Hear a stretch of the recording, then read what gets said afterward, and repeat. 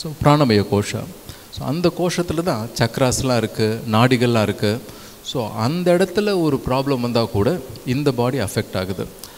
தென் அதை தாண்டி இன்னொரு கோஷம் இருக்குது. அது நம்ம வந்து கர்மமய தலைமுறையாக என்னென்ன மெமரிஸ் இருக்கோ அதெல்லாம் நம்ம சுமந்துட்ருக்கோம். இதை புரிய வைக்கணுன்னா, சப்போஸ் உங்கள் அப்பாவுக்கோ இல்லை தாத்தாவுக்கோ இல்லை கொள்ளு தாத்தாவுக்கோ ஹார்ட்டில் ஒரு ப்ராப்ளம், அதனால் அவங்க இறந்து போயிருந்தால் மோஸ்ட் லைக்லி உங்களுக்கும் ஹார்ட் அட்டாக் வரலாம். சப்போஸ் உங்கள் ஃபேமிலியில் சில பேருக்கு கேன்சரில் அவங்க இறந்து போயிருந்தால் உங்களுக்கும் அதெல்லாம் வரத்துக்கு வாய்ப்பு இருக்குது. ஆர் உங்கள் அம்மாவோ இல்லை தாத்தாவோ பாட்டியோ அவங்களுக்கு தலைமுடி கொட்டி போகுது, ஆர் அவங்களுக்கு சம் குறிப்பிட்ட ஹெல்த் ப்ராப்ளம்னா அது உங்களுக்கும் வரலாம். சப்போஸ் உங்கள் ஃபேமிலியில் சில பேர் 55 வயசு 60 வயசுலேயே இறந்து போயிருந்தாங்கன்னா மோஸ்ட்லி உங்களுக்கு அது ரிப்பீட் ஆகிறதுக்கு வாய்ப்புகள்லாம் இருக்குது. இது நம்ம என்ன சொல்லுவோம், ஜெனட்டிக் மெமரி அப்படின்னு நம்ம சொல்லுவோம். ஸோ இதெல்லாம் வந்து மூணாவது கோஷம், கர்மிக் பாடி, அதை சார்ந்தது.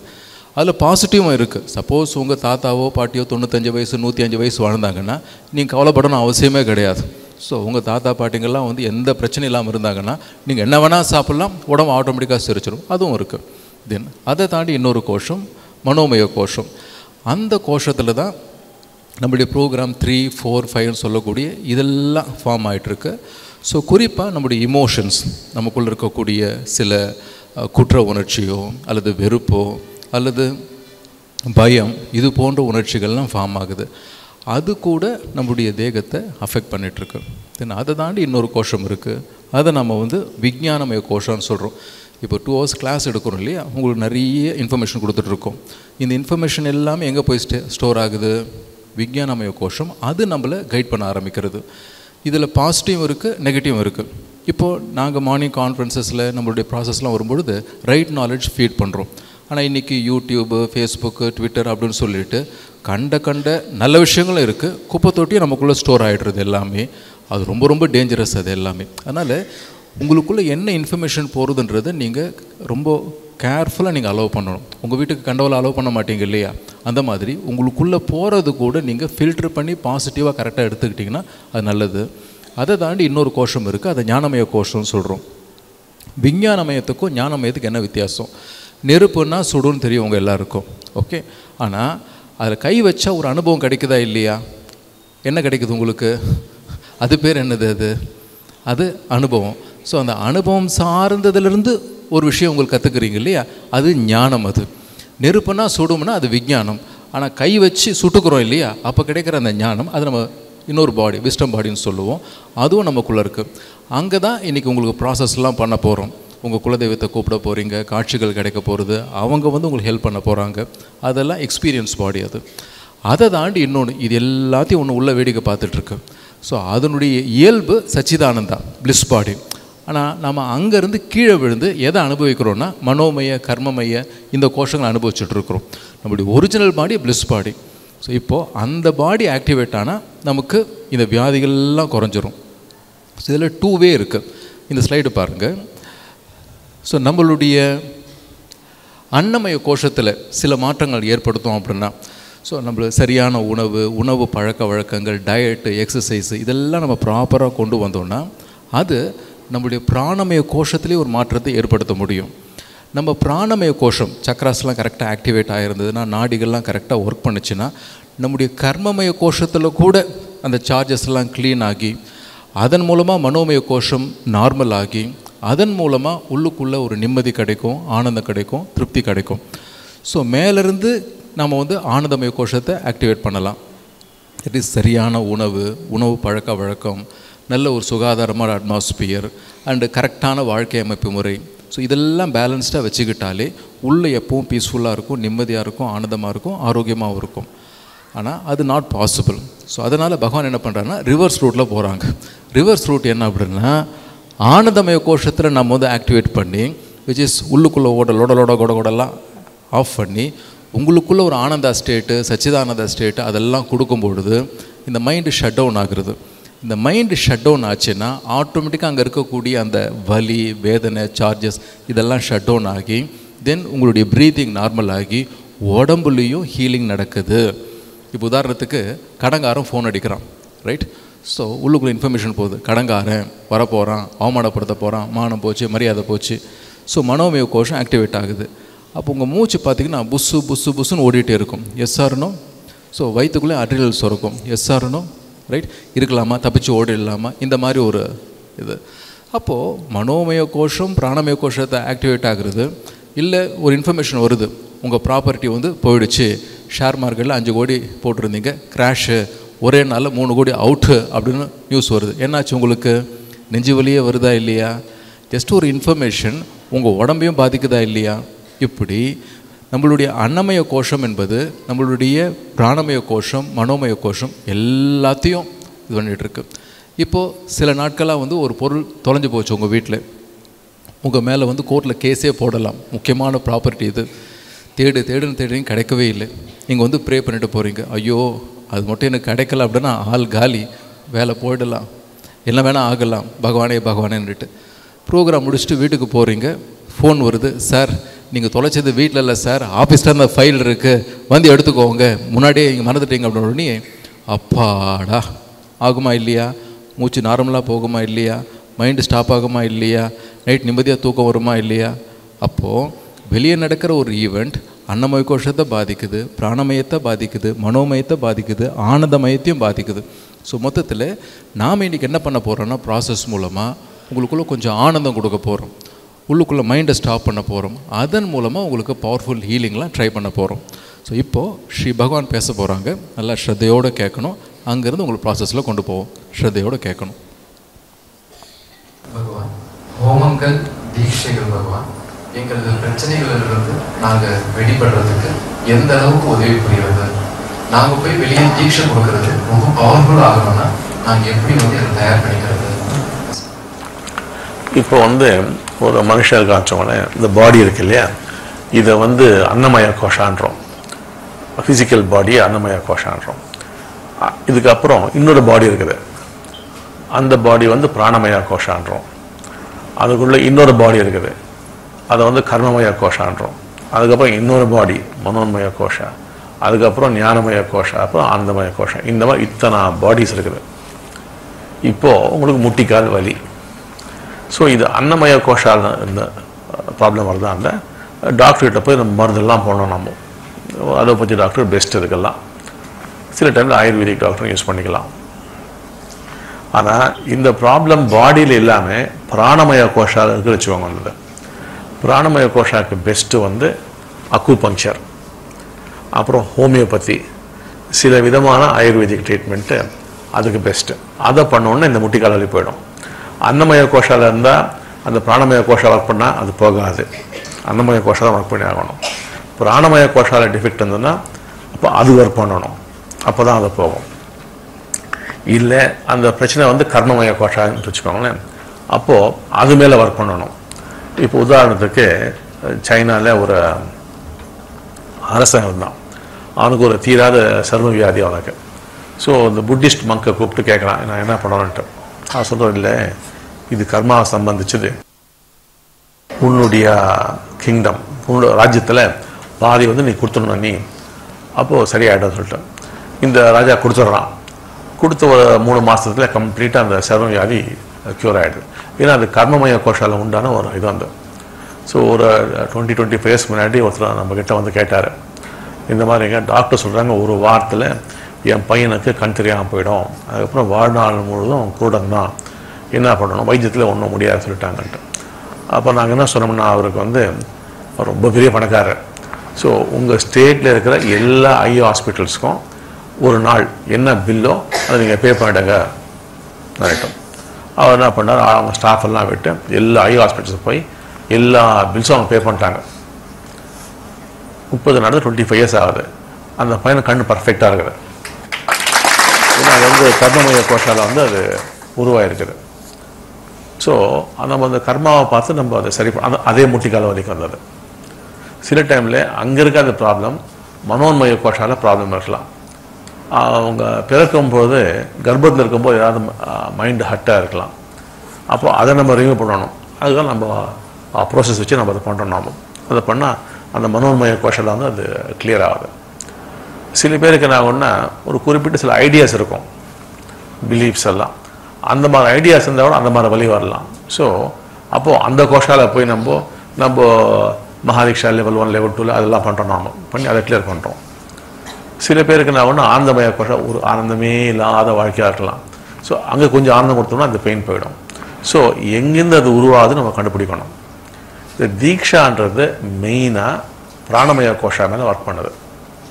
தீக்ஷா வந்து இந்த ஹோமாலாம் பண்ணுறோம் பார்த்தீங்களா, அது கர்மமய கோஷா மேலே ஒர்க் பண்ணுது. ஸோ நீங்கள் வர்றீங்க, பரம பக்தி இருந்தால் எல்லாம் அடைஞ்சலாம் நிமிஷத்தில். அந்த அளவுக்கு பக்தி இல்லைன்னு என்ன பண்ணுறது? ரொம்ப ஸ்ட்ராங் பக்தி இருந்தால் அம்மாவா டக்குன்னு முடிச்சிருவாங்க. அந்த அளவுக்கு உங்களுக்கு பக்தி இல்லாததுனால இதெல்லாம் செய்ய வேண்டியிருக்குது. ஸோ கர்மமய கோஷால ப்ராப்ளம் இருக்குது அண்ணா, அதுக்கு பெஸ்ட்டு வந்து இந்த ஹோமாஸ். இந்த ஹோமா பண்ணும்போது அது தீர்ந்து போய்டும் கர்மமய கோஷா. இந்த தீக்ஷா என்பது வெறும் தீக்ஷா கொடுத்தோம்னா அந்த பிராணமய கோஷாவை போய் சரி பண்ணிடும். ஆனால் பிரச்சனை வந்து மனோன்மய கோஷா ஞானமய கோஷா வந்தால் டீச்சிங் கொடுத்து தீக்ஷா கொடுக்கணும், அங்கே போய் ஒர்க் ஆகும்.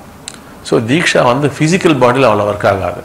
பிராணமய கோஷா ஒர்க் ஆகும், கர்மமய கோஷா ஒர்க் ஆகும், ஞானமய கோஷாங்கள்லாம் அது ஒர்க் ஆகும். அது ஆனால் கர்மமய கோஷம் இஃபெக்டிவாக ஒர்க் பண்ணுறதுக்கு தீக்ஷாவோட கூட ஹோமா பண்ணோம்னா வெரி பவர்ஃபுல்லாக இருக்கும்.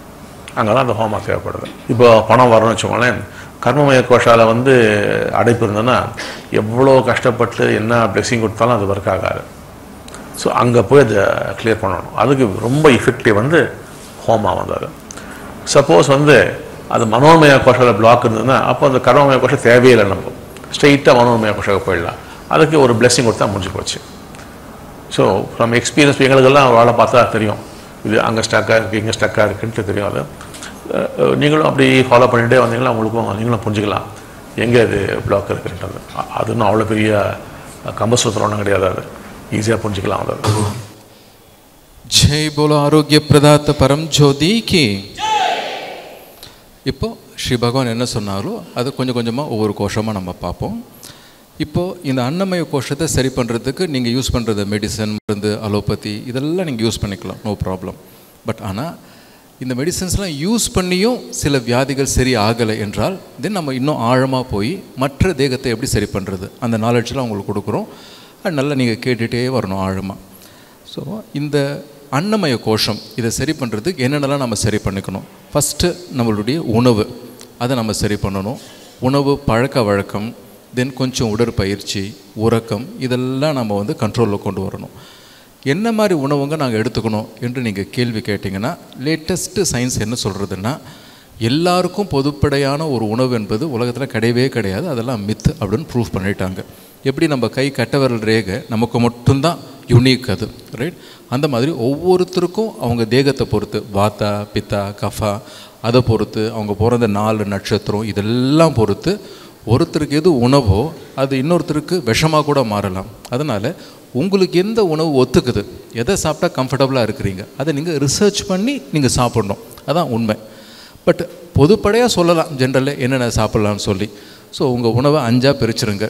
20% பழங்கள் எடுத்துக்கோங்க, 20% வேக வைக்காத காய்கறிங்க, 20% வேக வச்ச காய்கறிங்க கீரைங்க, 20% உங்களுக்கு முளைக்கட்டின தானியங்கள், இந்த சீட்ஸு, ஸோ ஸ்ப்ரவுட்ஸு, முட்டை இதெல்லாம் எடுத்துக்கலாம். தென் 20% தான் இப்போ நீங்கள் சாப்பிட்றீங்களே 100%. என்னது? இட்லி, வடை, பஜ்ஜி, போண்டா, சாப்பாடு, சாம்பார், அது இது எல்லாமே. ஸோ இதெல்லாம் சாப்பிடுங்க, நோ ப்ராப்ளம். பட் அந்தளவுக்கு உழைப்பு இருக்கா அப்படின்னு செக் பண்ணிக்கோங்க. உழைப்பு இல்லாமல் கார்போஹைட்ரேட்ஸே 100% சாப்பிடும் பொழுது அங்கேருந்தால் நமக்கு எல்லா ஹெல்த் இஷ்யூஸும் வருது.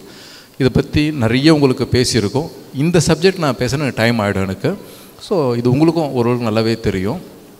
இதெல்லாம் நம்மளுடைய நேமத்தில் நடக்கிற பக்தி ஞானியால் கொஞ்சம் டீப்பாக கவர் பண்ணுவோம். நான் இப்போ அதை பேசலை, அடுத்தடுத்த சப்ஜெக்ட் போவோம் நாம். தென் அப்போ என்ன தாங்க பெஸ்ட்டு அப்படின்னா, ஸோ உங்களுக்கு நிறைய ஹெல்த் ப்ராப்ளம் இருக்குது அப்படின்னா கோ ஃபார் இன்டர்மீடியன்ட் ஃபாஸ்டிங். இது எக்கச்சக்கமான பீப்புளுக்கு ஒர்க் அவுட் ஆகுறது. தட் இஸ் நீங்கள் என்ன புரிஞ்சுக்கணுன்னா, நம்ம சாப்பிட்றது தான் பிரச்சனையே. அதாவது சாப்பிடாமல் செத்து போனவங்க ரொம்ப சில பேர் தான், சாப்பிட்டு போய் சேரவங்க தான் எக்கச்சக்கமாக. அதனால் ஆரோக்கியம் எவ்வளோ பேருக்கு வேணும்னு ஆசைப்பட்றீங்களோ, நைட்டு சாப்பிட்ட சாப்பாட்டுக்கும் மறுநாள் காலையில் நீங்கள் உள்ளே எது வேணால் கொண்டு போகலாம். அது இட்லியோ ஒரு பூரியோ இல்லை காஃபியோ எது வேணால் இருக்கட்டும். ரெண்டுத்துக்கு நடுவில் மினிமம் 12 ஹவர்ஸ்லேருந்து 16 ஹவர்ஸ் வரைக்கும் கேப் கொடுக்க முடிஞ்சுதுன்னா ஒரு 3 மாதத்துக்குள்ளே மெல்லமாக எல்லா வியாதியும் கண்ட்ரோலில் வந்துடுறது. ரைட்? ட்ரை பண்ணி பாருங்கள். இதை பற்றி நிறைய யூடியூப்லலாம் இருக்குது, நீங்களாம் போய் வாட்ச் பண்ணி பாருங்கள். அதாவது இன்டர்மீடியன்ட் ஃபாஸ்டிங். ஸோ இது உங்களுக்கும் நிறைய தெரியும். தென் உடற்பயிற்சி, ஏன்னா சாப்பிட்ட சாப்பாடு மற்ற விஷயங்கள் உள்ளுக்குள்ள நிறைய டாக்ஸின் டெபாசிட்ஸ் இருக்குது. அதை உடம்புலேருந்து நம்ம வந்து கிளியர் பண்ணணும். இப்போ ஒரு பஞ்சு எடுத்து நீங்கள் தண்ணியில் போட்டுட்டீங்க, அந்த தண்ணியில் இருக்கிற அந்த தண்ணியெல்லாம் பஞ்சுக்குள்ளே வந்துடுறது. இப்போ பஞ்சிலேருந்து அந்த தண்ணியை எடுக்கணும்னா என்ன பண்ணணும்? நாம் என்ன பண்ணணும்? அந்த மாதிரி உடம்பு நல்லா பிழியணும். நல்லா கொஞ்சம் பிழிஞ்சு எடுத்திங்கன்னா உள்ளே இருக்கிற அந்த டாக்ஸின்ஸ் எல்லாம் கிளியர் ஆகும். ரைட்? நீங்கள் அதெல்லாம் அந்தளவுக்கு இன்ட்ரெஸ்ட் இல்லாமல் இருக்கிறீங்க. ஸோ மினிமம் ஒரு நாளைக்கு 40 minutes வாக்கிங் மஸ்ட்டு. அது போக நல்லா கொஞ்சம் எக்ஸசைஸ்லாம் பண்ணி வேர்வை வரா மாதிரி உங்களுடைய சூழல் இருந்ததுன்னா நிறைய வியாதிகளை நீங்கள் அவாய்ட் பண்ணலாம். அதை தாண்டி உறக்கம். ஸோ 7 to 8 hours மினிமம் தூங்கணும். ஆனால் இன்றைக்கி நிறைய பேருக்கு தூக்கமே வரமாட்டுருது. அது ஏன்? அதை பற்றிலாம் நம்ம பிறகு பார்க்க போகிறோம். ஸோ இப்போ இதெல்லாம் தள்ளி வைங்க. ஒரு சின்ன கதை சொல்லிவிட்டு நம்ம ஒரு மெடிடேஷனில் போவோம். ஒரு ஊரில் ஒரு சாமிஜி இருக்கிறார். இந்த சாமிஜிக்கு நிறைய பவர் இருக்குது. அவர்கிட்ட யார் வந்து பேசிட்டு போனாலும் ஒரு சின்ன ஒரு தியானம் சொல்லி கொடுக்குறாரு. அதை ஃபாலோ பண்ணுறாங்க. இம்மிடியட்டாக அவங்களுக்கு மருந்து மாத்திரை அது இது எல்லாம் க்யூர் ஆகி வியாதியெல்லாம் சரியாயிடுறது. ரைட்? ஸோ ரொம்ப ஃபேமஸ் ஆகிட்டார் அவர். இப்போ அந்த சுவாமிஜியை பார்க்குறதுக்கு ஒருத்தர் போகிறார். நல்லா உடம்பு குண்டு, ஊரில் இருக்க எல்லா வியாதியும் அவருக்கு இருக்குது. போய் கேட்குறாரு, நான் சாப்பிடாத மருந்து மாத்திரையே இல்லை, உடம்புல அவ்வளோ வியாதி இருக்குது, இன்னும் எவ்வளோ நாள் உயிரோடு இருப்பேன்னு தெரியல, அதான் சொன்னாங்க உங்களை பார்த்துட்டு வர சொல்லி, என்னை நீங்கள் க்யூர் பண்ண முடியுமா அப்படின்னு கேட்குறார். யார்? வியாதியஸ்தர் அந்த சுவாமிஜிக்கிட்ட கேட்குறாரு. அவர் சொன்னால் நான் க்யூர் பண்ண முடியும், ஆனால் நான் பேசுகிறத கேட்க நீ தயாராக இருக்கியான்னு கேட்டார். அதுக்கு தானே வந்திருக்கிறேன் அப்படின்னாங்க. தயாராக இருக்கீங்களா? ஸோ அவர் சொன்னார், பாரு, நீ அம்மா கருவில் ஜனித்த சமயத்தில் கண்ணுக்கே தெரியாத ஒரு செல்லாக இருந்த, அங்கேருந்து நீ வளர்ந்து 9 மாதம் ஒரு குழந்தையாகி அப்புறம் டெலிவரி ஆகி இன்றைக்கி 35-38 வயசில் இவ்வளோ பெரிய உருவமாக இருக்க, கண்ணுக்கு தெரியாத ரூபத்தில் இருந்து இவ்வளோ பெருசாக வளர்ந்துருக்கியே, இதுக்கு நீ தான் முயற்சி பண்ணியான்னு கேட்டாராம். நான் என்னங்க பண்ணேன், நல்லா சாப்பிட்டேன், அவ்வளோதான். ஆனால் அதெல்லாம் ஆட்டோமேட்டிக்காக நடந்தது. அப்போது உனக்கே புரியாத உன்னுடைய ஹார்ட் ஃபங்க்ஷன், உன்னுடைய லிவர் ஃபங்க்ஷன், உன்னுடைய கிட்னி ஃபங்க்ஷன், பிரெயின் ஃபங்க்ஷன், இதெல்லாம் ஏதோ ஒன்று ஆட்டோமேட்டிக்காக பண்ணிகிட்ருக்குன்னா, அதில் ஒரு பிரச்சனை வந்ததுன்னா அதை சரி பண்ணுற பவர் அந்த உடம்புக்கு இருக்குன்னு நீ நம்புறியான்னு கேட்டாராம். கட்டாயமாக நம்புகிறேன் அப்படின்னாராம். ஸோ அது மேலே நீ நம்பிக்கை வைக்கணும், அதை நீ வேலை செய்ய விடணும் அப்படின்னாராம்.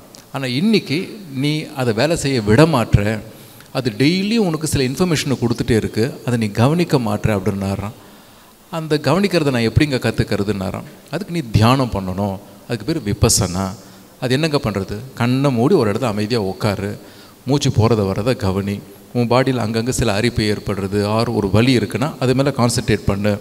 அந்த பாடி உங்ககிட்ட ஏதோ ஒரு விஷயத்தை கம்யூனிகேட் பண்ணுது, அது என்னன்றதை கற்றுக்கோ, அதுக்கு காது கொடுத்து கேளு. நிறைய தடவை ஸோ உனக்கு வந்து டயர்டாக இருக்கும், அப்போ பாடி வந்து கொட்டாய் விடும். கொட்டாய் விடுறது ஒரு பாஷை. அப்போ நம்ம என்ன பண்ணணும்? போய் படுத்துடணும். ரைட்? ஸோ தாக எடுக்கும்பொழுது விக்கல் வரும். அப்போ என்ன சொல்லுது? அது தண்ணி கொடு அப்படின்றது. அப்போ என்ன பண்ணணும்? தண்ணி கொடுக்கணும். ரைட்? பசி எடுக்கும்போது புர்றன்னு அங்கே ஒரு ஃபீலிங் வரும். அப்போ என்ன பண்ணணும்? சாப்பாடை போட்டணும். இதெல்லாம் நம்ம கவனிக்க மாட்டோம். ஸோ கொட்டாய் வரும்பொழுது தான் நல்லா டிவி பார்த்துட்டு உட்காந்துட்டு இருக்கோம். தண்ணி தாக எடுக்கும்போது சொல்லு, அப்புறம் சொல்லு, பேசிட்டு உட்காந்துட்டு இருக்கோம். பசிக்கும் பொழுது நாம் ரொம்ப ஃபோக்கஸ்டாக ஏதோ ஒர்க் பண்ணிகிட்ருக்கோம். அது சொல்கிற பேச்சை கேட்க மாட்டோம். முந்தானேத்து ஒரு டிவோட்டி சொன்னாங்க. ஸோ அவருக்கு வந்து ஹார்ட் அட்டாக்கா இறந்துட்டார். ஜஸ்ட்டு ஒரே ஸ்ட்ரோக்கில் இறந்துட்டார். ஆனால் அதுக்கு பல வாரங்களுக்கு முன்னாடி லேசாக செஸ்ட் பெயின் இருந்தால் சொல்லியிருக்கிறதா சொன்னார். ஸோ அந்த டைம்லேயே அதை மேலே கான்சன்ட்ரேட் பண்ணியிருந்தாங்கன்னா, போய் செக்கப் போயிருந்தாங்கன்னா தவிர்த்துருக்கலாமா இல்லையா? இன்னொரு இது கேள்விப்பட்டேன்.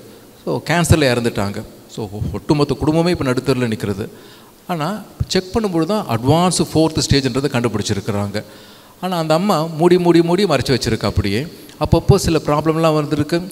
ஒன்றும் ஆகாது, ஒன்றும் விட்டு போயிருக்கு. ஸோ உடம்பு கம்யூனிகேட் பண்ணுறது ஒரு வலி மூலமாக, ஒரு சிக்கல் மூலமாக, அசௌகரியம் மூலமாக. அதை நம்ம வந்து கவனிக்கவே மாட்டோம்.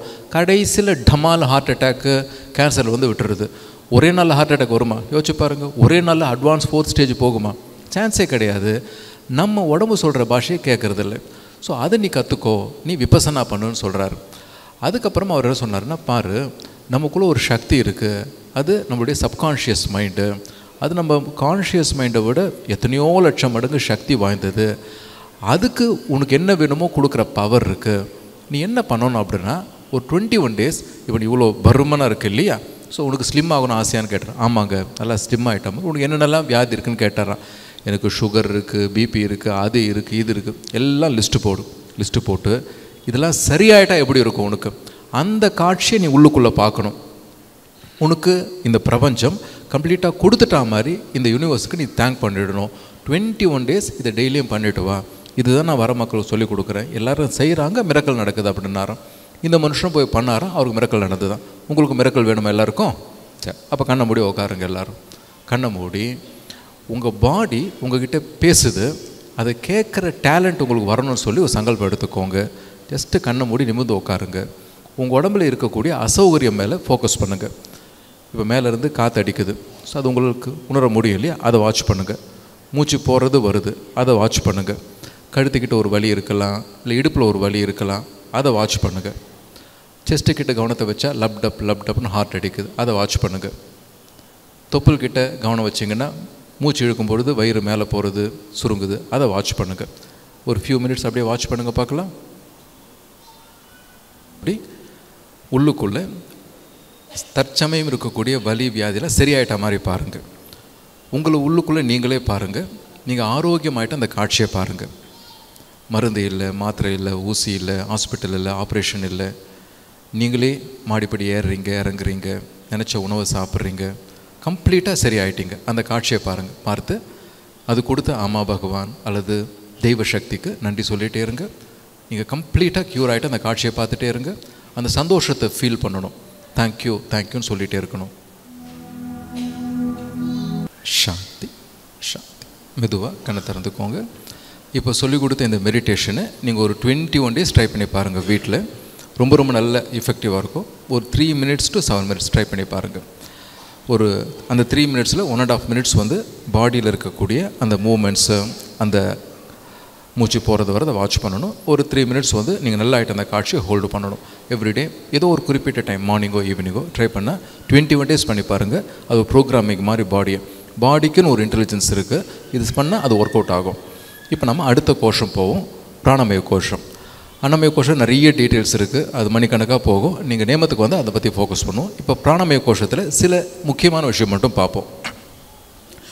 இந்த பிராணமய கோஷத்தில் நம்மளுடைய சக்ராஸ் எல்லாம் அடங்கியிருக்கு. இந்த பிராணமய கோஷத்தில் நம்மளுடைய நாடிகள்லாம் ஸ்டோர் ஆகிருக்கு. இந்த பிராணமய கோஷம் பாதிக்கப்படும் பொழுது நம்ம வாழ்க்கையில் எண்ணற்ற வியாதிகள் மட்டும் இல்லை, பல பிரச்சனைகள் நம்ம ஃபேஸ் பண்ணிகிட்ருக்கோம்.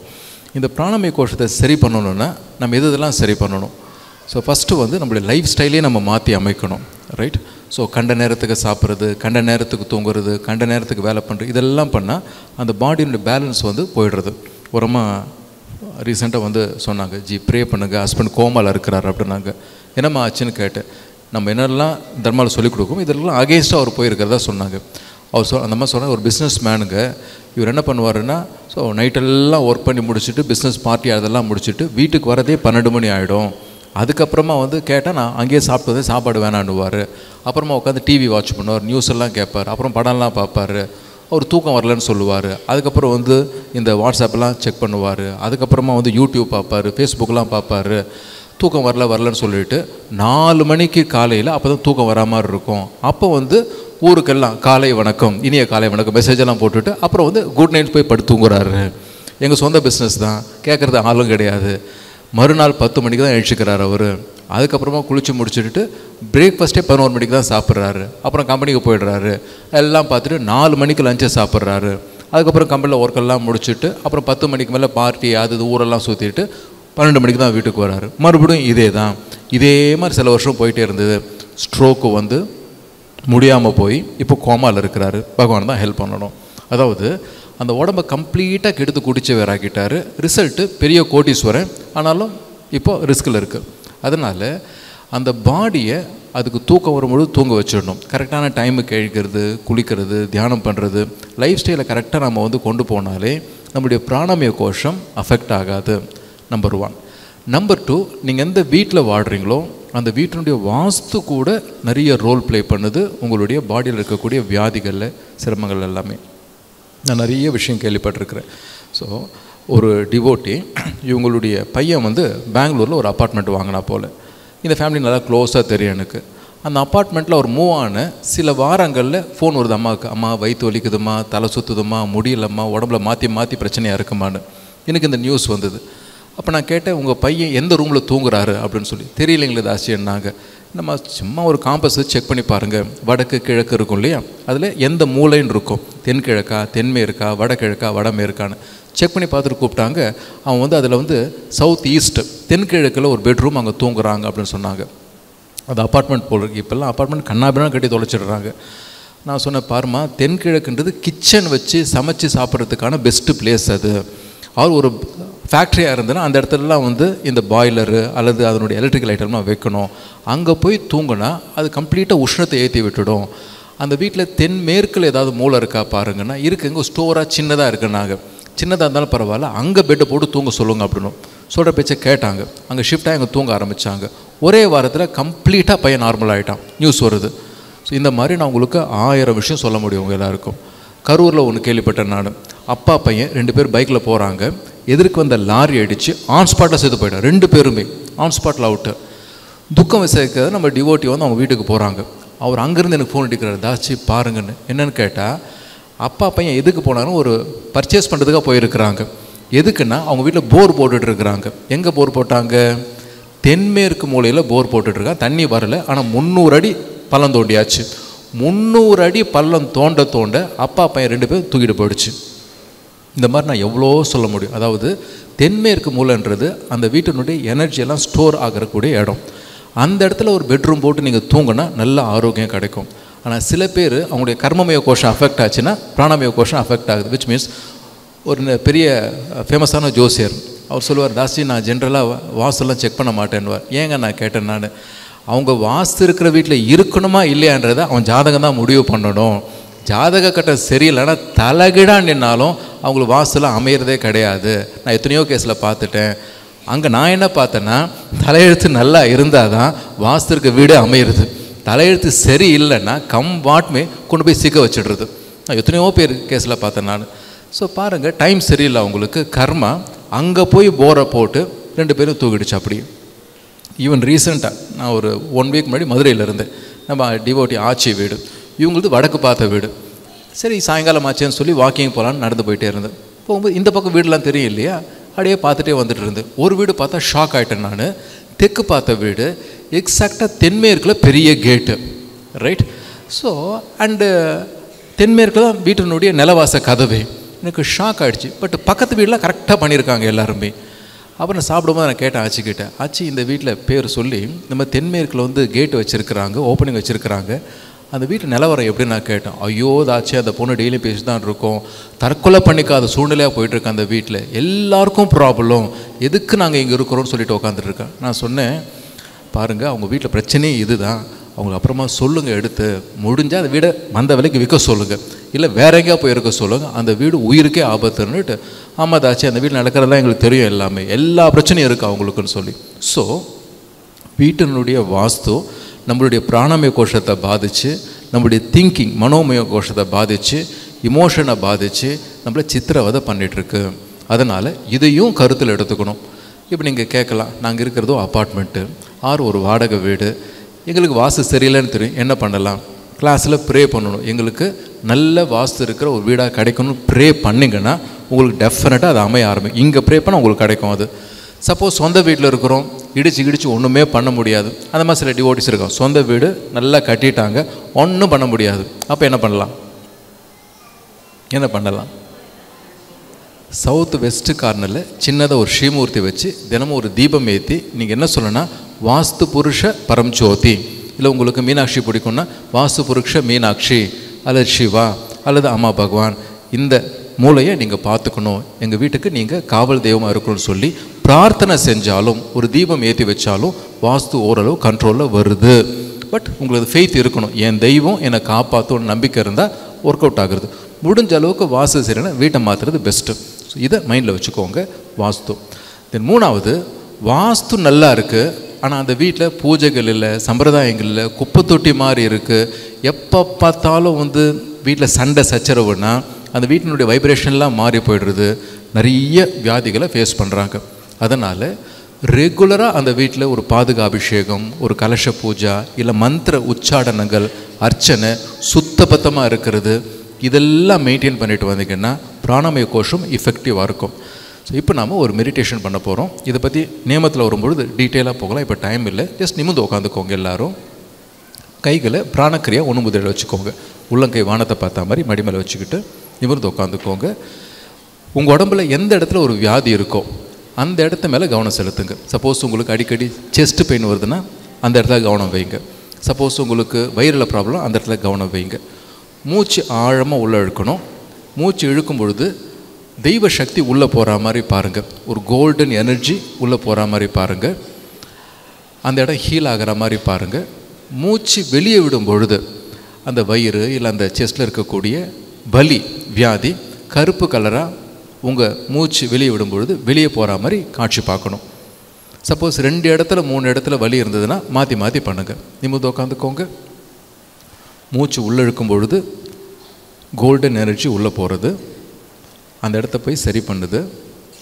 மூச்சு வெளியே விடும் பொழுது அங்கே இருக்கிற வியாதி வலி கருப்பு நிற புகையாக உங்கள் பாடியை விட்டு விலகுது. சின்சியராக பண்ணுங்கள். கழுத்து வலிக்குதுன்னா மூச்சு உள்ளே இழுக்கும்பொழுது கோல்டன் எனர்ஜி உள்ளே போகிற மாதிரி பார்க்கணும். மூச்சு வெளியே விடும்பொழுது அங்கே இருக்கிற வியாதி மூக்கு வழியாக பிளாக் எனர்ஜியாக வெளியே போகிற மாதிரி பார்க்கணும். 21 days பண்ணி பாருங்கள். மேஜிக் மாதிரி அந்த இடம் ஹீல் ஆகிடும். Try and C. ஸோ அவ்வளோ பெரிய பவர்ஃபுல் மெடிடேஷன் இது. ட்ரை பண்ணணும். நீங்கள் எல்லாருமே ஒரு குறிப்பிட்ட டைமில் நீங்கள் பண்ணணும். இதையும் பண்ணணும். அதுக்கு முன்னாடி சொல்லிக் கொடுத்து ட்ரை பண்ணி பாருங்கள்.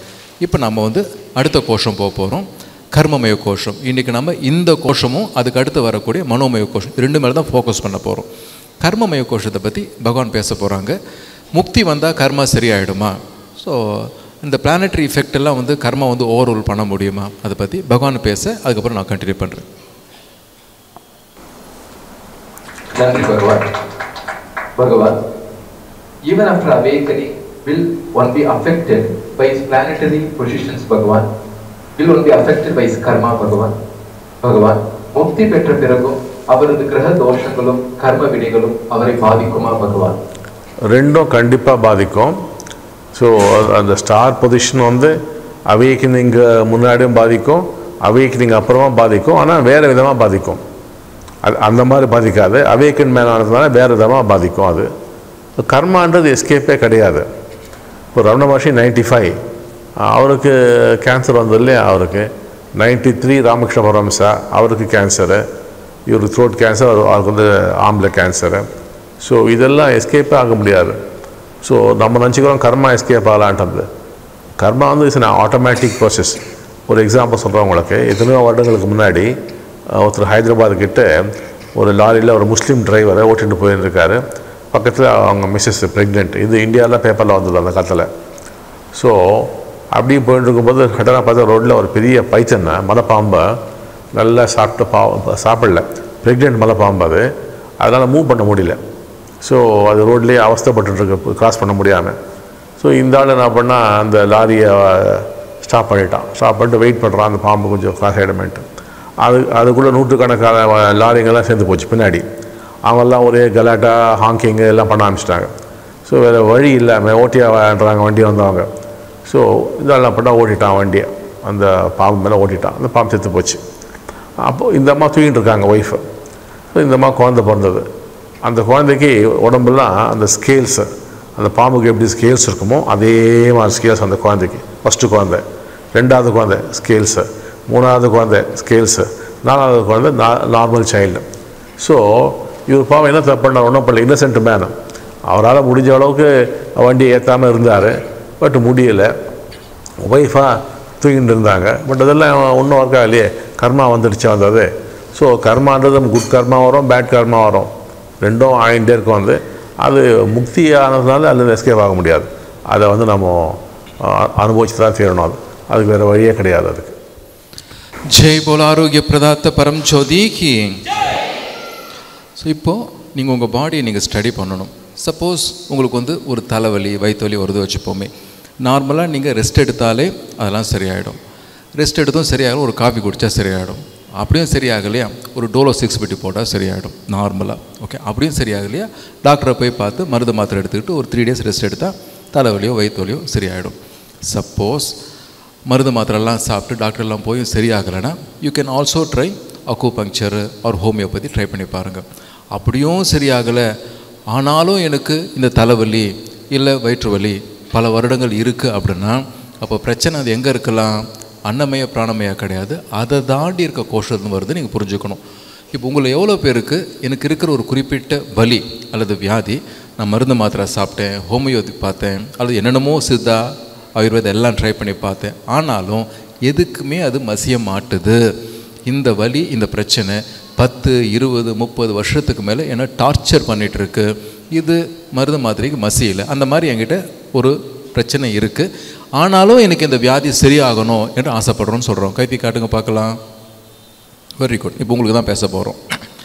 ஸோ மருந்து மாத்திரைக்கு மசிய மாட்டுறது, மற்ற ட்ரீட்மெண்ட்டுக்கு ஒர்க் அவுட் ஆகலைன்னா அப்போ ஸ்டோரி அங்கே இருக்காது, வேறு எங்கேயோ இருக்கும். அதை நாம் கண்டுபிடிக்கணும். அந்த காலத்தில் நீங்கள் பார்த்தீங்கன்னா ஒரு அரக்கை நாட்டு மக்கள் எல்லாம் வந்து துவம்சம் பண்ணுவான். அப்போ ராஜா வந்து அவங்க கூட சண்டை போட்டு கையை வெட்டுவார், ஆனால் கை ஒட்டிக்கும். தலையை வெட்டுவார், தலை ஒட்டிக்கும். இடுப்பு வெட்டுவார், இடுப்பு ஒட்டிக்கும்.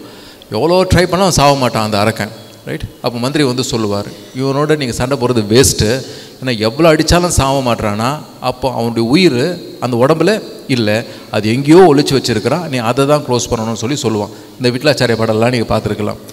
அதை நான் எங்கெங்கே கண்டுபிடிக்கிறது? கடவுள்கிட்ட போய் கேளு, அவர் உனக்கு காட்டணும் அப்படின்வா போல். இப்போ புத்திசாலி ராஜா அரக்கனோட சண்டை போடணுமா இல்லை கடவுள்கிட்ட போகணுமா? சொன்னீங்களாம் புத்திசாலி ராஜா வந்து உக்காந்துட்டீங்க எல்லாரும். அப்போ போய் கடவுள்கிட்ட கேட்குறாரு. அப்போ ஒரு காட்சி வருது. 7 மலையை தாண்டி 7 கடலை தாண்டி ஒரு தீவு இருக்குது, அந்த ஒரு மரம் இருக்குது, அங்கே ஒரு ஆந்தை ஒழிஞ்சிட்டு இருக்குன்னு. இப்போ இந்த புத்திசாலி ராஜா அரக்கனோட சண்டை போடணுமா இல்லை மழையை தாண்டி இல்லை மலையை தாண்டி தீவுக்கு போகணுமா? இப்போ புத்திசாலி ராஜா இப்போது ஒரு ட்ராவலில் போக போகிறார். இப்போ ஜேர்னியில் போய் ஆந்தையை கண்டுபிடிக்க போகிறார். சொல்கிறத கவனமாக கேளுங்க எல்லாரும். அது க்ளோஸ் ஆனால் தான் இந்த அரக்கன் க்ளோஸ் ஆவான். ஸோ உங்களுடைய இது வியாதி மட்டும் இல்லை, சில பேருக்கு 10, 20, 30 வருஷமாக ஒரு குறிப்பிட்ட பிரச்சனை ஃபாலோ ஆகிட்டே இருக்கும். அது ஒரு கோர்ட்டு கேஸாக இருக்கலாம், இல்லை தொடர் அவமானமாக இருக்கலாம், இல்லை ஒரு நபரால் மிகுந்த ஒரு வலியாக இருக்கலாம், டார்ச்சராக இருக்கலாம். இதெல்லாம் கர்மா சம்மந்தமானது. அதை பற்றி இப்போ நம்ம பேச போகிறோம், ரைட்? கேட்குறீங்க இல்லையா, நான் என்ன பாவத்தை பண்ணேன், எனக்கே இப்படிப்பட்ட ஒரு பையன், எனக்கே இப்படிப்பட்ட ஒரு புருஷன், இப்படிப்பட்ட ஒரு மனைவி, இப்படிப்பட்ட ஒரு அப்பா அம்மா, மாமியார் மாமனார், என்ன நான் பண்ணேன், எனக்கு மட்டும் ஏன் தொடர்ந்து இப்படி பிரச்சனை வந்துட்டுருக்கு? இப்போ உங்களுக்கு நான் ஒரு 3 வாரத்துக்கு முன்னாடி நேமத்தில் இருந்தேன். இப்போல்லாம் நேமத்தில் அந்த கர்ப்பகுடியில் நம்ம டிவோட்டிஸை பூஜைலாம் பண்ணிகிட்ருக்குறாங்க. ஒரு டிவோட்டி அவர் பூஜை பண்ணிவிட்டு வந்தார். ரொம்ப ஆச்சரியம் எனக்கு. உனக்கு உடம்பு நல்லா ஆகிடுச்சான்னு கேட்டேன். நல்லா இருக்கு அந்த ஆசை அப்படின்னாரு. எங்கள் காலை தூக்கு நான் பார்க்கணும் அப்படின்னு கேட்டேன். நான் வேஷ்டியை தூக்கி காட்டினார். இவ்வளோ பெரிய ஒரு தழும்பு கம்ப்ளீட்டாக க்யூர் ஆகிருந்தது. கம்ப்ளீட்டாக ஸ்டோரி என்னென்னா 2 வருஷத்துக்கு முன்னாடி அவர் எனக்கு ஃபோன் பண்ணார், ரைட்? ஸோ தாங்க முடியாத பிரச்சனை எங்கே ஆரம்பிச்சதுன்னா ஜஸ்ட்டு வந்து கொசு கடிச்சிது, அவ்வளோதான், ரைட்? அதை போய் ஒரு சுரண்டி விட்டார். அது சின்ன சரங்காக மாறிடுச்சு.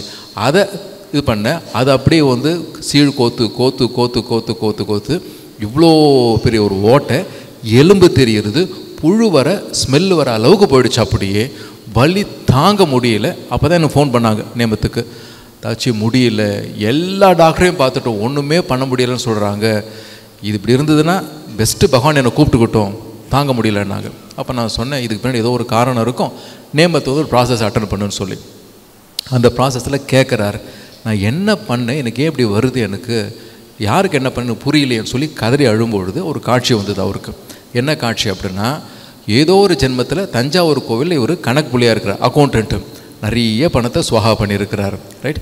ஒரு நாள் அந்த தலைமை குருக்கள் கண்டுபிடிச்சிட்டாரு, நீ திருட்டு உட்காந்துருக்க, உன்னை பார் நான் போட்டு கொடுக்க சொல்லி போட்டு கொடுக்க போகிறார். ஹெட்டுக்கு பக்கத்து ஒரு கட்டை இருந்தான், எடுத்து ஓங்கி அடித்தாரான். அப்படியே அது கரெக்டாக ஒரு காலில் போய் பட்டு அப்படியே போய் விழுந்து, பக்கத்து ஒரு தூண் இருந்துதான், தலை அடிப்பட்டு விழுந்து ஆன் ஸ்பாட்டை செத்து போயிட்டார். இதை நாம் வந்து கொலைன்னு கூட சொல்லலாம். பகவான் காட்டுறாராம், நீ எந்த கட்டையை தூக்கி அந்த ஆளை அடிச்சியோ, எந்த இடத்துல அவருக்கு அடிப்படிச்சோ எக்ஸாக்டாக அங்கே தான் உனக்கு புண்ணு வந்திருக்கு பாருன்னு சொல்லி தெரிஞ்சு போச்சு. பண்ண பாவம் இப்போது புண்ணாவது நிற்குதுன்னு. ஸோ கதறி கதறி கதறி அழுது மன்னிப்பு கேட்டாராம். ஸோ ஏதோ ஜென்மத்தில் பண்ணிவிட்டு இந்த ஜென்மத்தை நான் யாருக்கும் பண்ணலை, என்னை மன்னிச்சிட இறைவான்னு சொல்லி அந்த ஆத்மா கிட்ட மன்னிப்பு கேட்குறார், அந்த குருக்கள் ஆத்மா கிட்ட. அப்போ அவருக்குள்ளே ஒரு ஷிஃப்ட் வரதை உணர்றார். வீட்டுக்கு போன பிறகு ஒரு சின்ன நாட்டு வைத்தியம்தான், இது நான் சரி பண்ணுறேன் சாமின்னு சொல்லி பச்சைல வைத்தியம் வச்சு ஏதோ கட்டுக்கட்டி விட்டா போலையா, சில வாரங்களில் ட்ரீட்மெண்ட் அவருக்கு ஒர்க் அவுட் ஆகி க்யூர் ஆகி நல்லா ஆகிட்டார். ஆனால் அவங்க வீட்டுக்கு பக்கத்து தான் இருக்குது அந்த மருந்து கடை, அந்த வைத்தியம், இவர் கண்ணுக்கே தெரியலை. ஸோ கர்மா மோசமாக இருந்ததுன்னா நீங்கள் எங்கே வேணால் சுற்றுங்க, ட்ரீட்மெண்ட்டில் ஒர்க் அவுட் ஆகாது. நல்ல புண்ணியம் இருந்ததுன்னா ஜஸ்ட் ஒரு சின்ன மாத்திரையை எல்லாம் சரி பண்ணிவிடும். ஸோ ஆண்டவனுடைய அனுகிரகம் வரும்பொழுது தான், நல்ல புண்ணியம் இருக்கும் பொழுது தான் நம்ம எடுத்துக்கக்கூடிய மருந்து மாத்திரை ட்ரீட்மெண்ட் எல்லாம் நமக்கு ஒர்க் அவுட் ஆகி ஆரோக்கியம் வரும். கர்மா மோசமாக இருந்ததுன்னா லட்சக்கணக்கில் ஏன் கோடிக்கணக்கில் நம்ம செலவு பண்ணாலும் ஒன்றும் பண்ண முடியாது. அன்றைக்கி நான் அவரை பார்த்தேன், கம்ப்ளீட்டாக நார்மல் ஆகிடுச்சு. ஆனால் ஸ்டோரி இருக்குது அதுக்கு பின்னால். இன்னொரு கதை, 1997 நான் ஒரு வரையங்க எடுத்தேன் நேமத்தில். அப்போ ஒருத்தர் வந்திருந்தார். ஸோ கிளாஸ் எடுத்துகிட்டே இருப்பேன். அவர் வந்து இப்படின்னுவார் அப்படின்னுவார் கிளியராக தெரியும், ரெஸ்ட்லெஸ்ஸாக இருக்க வேண்டும், வீசிங் அப்படியே மூச்சு முட்டுது. அப்படியே ஒரு செஷனில் வந்து சொன்னார், ஜி இந்த சென்னையில் இருக்கக்கூடிய எல்லா டாக்டரும் எனக்கு தெரியுங்க, நான் போகாத டாக்டரெல்லாம் பேர் சொல்லி சொல்கிறாரு. அப்படியே அவங்க சொன்ன எல்லா ட்ரீட்மெண்ட்டும் பண்ணிவிட்டேன், எனக்கு ஆஸ்மா வீசிங் எல்லாமே இருக்குது, ஒன்றுமே பண்ண முடியல, நைட்டு எனக்கு தூக்கம் வர மாட்டுறது, இதனால் எனக்கு வேலையே போச்சு, தற்கொலை பண்ணிக்கார ஸ்டேஜில் தான் இந்த இடத்துக்கு வர சொன்னாங்க, நான் வந்தேன், இது என்னங்க ஒன்றும் புரியலையே அப்படின்னு கேட்டார். சரி நீங்கள் உட்காந்து இந்த கிளாஸில் கலந்துக்கோங்க, இதுக்கு பின்னால் என்ன ஒரு அக்ரிமெண்ட் பாஸ்ட் லைஃப் கனெக்ஷன் நீங்கள் கேளுங்க அப்படின்னு சொன்னோம். அந்த செஷனில் அவர் கேட்டார். அவருக்கு ஒரு காட்சி வந்தது. என்ன காட்சினா, பாஸ்ட் லைஃப்பில் இவர் ஒரு நீச்சல் குளத்தில் நீச்சல் கற்றுக் கொடுக்கக்கூடிய ஒரு வாத்தியாராக இருந்திருக்கிறார், ட்ரெயினர், நல்ல மனுஷன். ஒரு ஆர்வம் இருக்கும் இல்லையா, சீக்கிரம் பசங்களுக்கு கற்றுக் கொடுக்கணும்னு சொல்லி நீச்சல் முடிச்சுட்டு வர குழந்தைங்க என்ன ஒரு 8 வயசு 10 வயசு பசங்க இவ்வளோ புடிச்சு தள்ளி விட்டுருவார். அப்படியே தள்ளி விட்டால் என்ன ஆகும், விழுந்துருவாங்க, மூக்குக்குள்ளே தண்ணி போகும் இல்லையா, அந்த மண்டைக்கு புறக்கேறும் இல்லையா. ஆனால் அதை பற்றி ஒரு அறியாமல் எல்லாம் டெவலப் ஆகிடும் இல்லையா அப்படின்னு சொல்லிட்டு. ஆனால் என்ன நடக்கிறது, இறந்த பிறகு மேலே போகும்பொழுது, இது உங்களுக்கு இப்போ நடக்காது, இறந்த பிறகு யார் யாருக்கெல்லாம் நீங்கள் பலி கொடுத்தீங்களோ, அது அப்பாவோ அம்மாவோ யாரை சீட் பண்ணிங்களோ, உங்களை தூக்கி அவங்க சாணத்தில் போட்டுருவாங்க. இங்கே நீங்கள் சொல்லுவீங்க அப்பாவை பார்த்து, நீலாம் அப்பனா சேர்த்தா நல்லா இருக்குன்னு சொல்லிடலாம். அம்மா எதாவது பேசினா பட்டுன்னு ஒரு அழை அடிச்சிடலாம். உங்களுக்கு என்ன நினைப்பேன், என் அம்மா தானே பலாருன்னு கொடுத்தேன், அப்பனை தானே அப்பனான்னு கேட்டேன், உங்களை பொறுத்த வரைக்கும். ஆனால் யாரை பார்த்து கேட்டீங்க, அப்பாவை பார்த்து. பெத்த பையன் நீ எல்லாம் அப்பனாடா அப்படின்னு கேட்ட வார்த்தை அவங்க அப்பாவுக்கு தூக்கம் வருமா? என்ன தாட் ஓடி இருக்கும், இந்த மாதிரி புள்ளையை பெற்றதுக்கு நான் பெக்காமே இருந்திருக்கலாமே, வந்திருக்குமா இல்லையா? நான் உன்னை பெற்று வளர்த்த நீ என்ன அடிக்கிறியா, அம்மாவுக்கு எவ்வளோ வலி இருக்கும், இது உங்களுக்கு தெரியாது இல்லையா? அங்கே போனால் அதெல்லாம் அனுபவிப்போம் எல்லாருமே. அந்த மாதிரி இவர் தூக்கி அந்த பரம்ஜோதி போடுறாரு சின்ன சின்ன பசங்களுக்குள்ளெல்லாம். இவரும் அவங்களாம் ஆயிடுறாரு. அந்த மூக்குக்குள்ளே தண்ணி போகிறது, மண்டையில் அந்த புறக்கிறது, இதெல்லாம் எக்ஸ்பீரியன்ஸ் பண்ணி கதறி கதறி அழுது, இறைவா இந்த பாவ சுமையோடு நான் ஒன்று கூட இருக்கணும்னு எனக்கு இன்ட்ரெஸ்ட் இல்லை, எனக்கு இன்னொரு ஜென்மம் கொடு, நான் பூலோகத்துக்கு போகிறேன், இதை நான் அனுபவிச்சுட்டு நான் வரேன் அப்படின்னு. இப்போ உங்களுக்கும் தெரியும் பூலோகம் வந்தால் மாட்டினீங்கன்னு. ஆனாலும் இதே நீங்கள் மேலே போனீங்கன்னா இதே தான் கேட்பீங்க, நான் மறுபடியும் போகிறேன்னு சொல்லி. ஏன் அப்படி கேட்குறீங்க சொல்லுங்கள் பார்க்கலாம், ஏன் கேட்குறீங்க?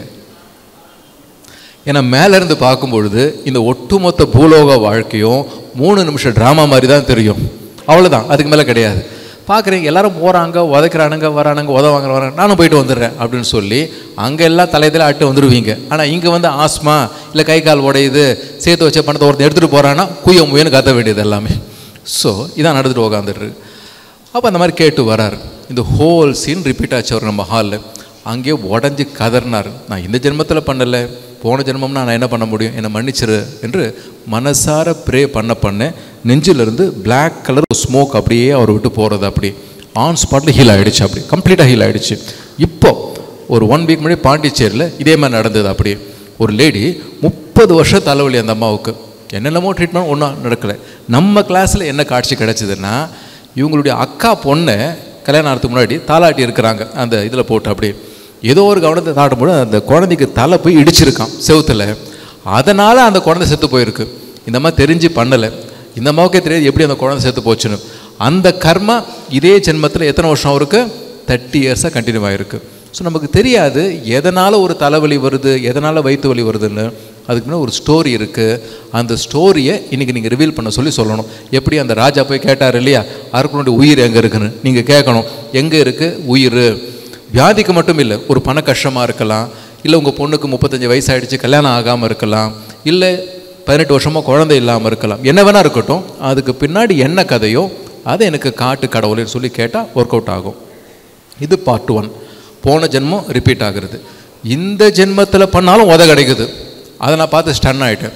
நம்ம ஊர் பக்கத்தில் ரைட், இந்த அம்மாவுக்கு முதுகு தண்டில் அப்படியே ஊசி வச்சு குத்துற மாதிரி குத்தோம். அப்படியே என்னென்னமோ ட்ரீட்மெண்ட் பண்ணால் ஒன்றும் ஒர்க் அவுட் ஆகலை. அப்படி ஊசியில் குத்திட்டு இருக்க மாதிரி இருக்கும், நரக வலி.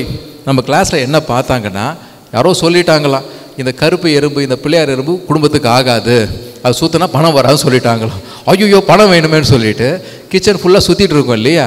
இந்த மாதிரி என்ன பண்ணி தெரியல, எப்படி நீங்கள் கொசு வந்து அடிப்பீங்களோ அந்த மாதிரி இந்த அடுப்பில் அந்த தவான்னு சொல்லுவாங்க பேன், அதை ஹீட் பண்ணிவிட்டு எறும்பெல்லாம் பிடிச்சி போடுவாங்களாம். அது சுருண்டு செத்து போங்களே, அதை பார்த்தா குஷி. அப்படியே எத்தனையோ எறும்பை சாவடிச்சிருக்கு அந்த அம்மா. அந்த கர்மா இதே ஜென்மத்தை என்ன ஆகிடுச்சு, இப்போ இந்த அம்மாவுக்கு முதுகு வலி சுரு குத்துது. நம்ம கிளாஸில் ரிவீல் ஆச்சு.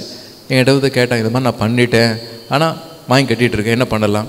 நான் சொன்னேன், நீங்கள் வந்து எறும்புக்கு டெய்லியும் வீட்டுக்கு உள்ள வெளியே சக்கரை போட்டுட்டு வாங்க அப்படின்னு சொல்லி ஒரு 2 months அந்த அம்மா பண்ணாங்க. கம்ப்ளீட்டாக சரி ஆகிடுச்சு, நல்லா ஆகிட்டாங்க.